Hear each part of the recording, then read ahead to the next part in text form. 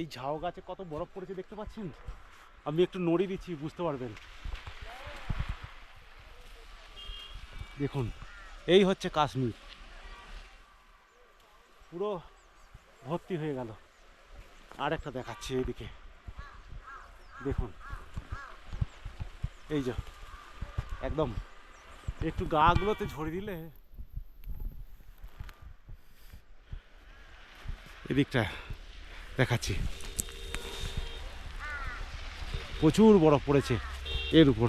আমার গাটা ভর্তি হয়ে গেল। এইরকম অবস্থা এই কাশ্মীরের, উইন্টার কাশ্মীর।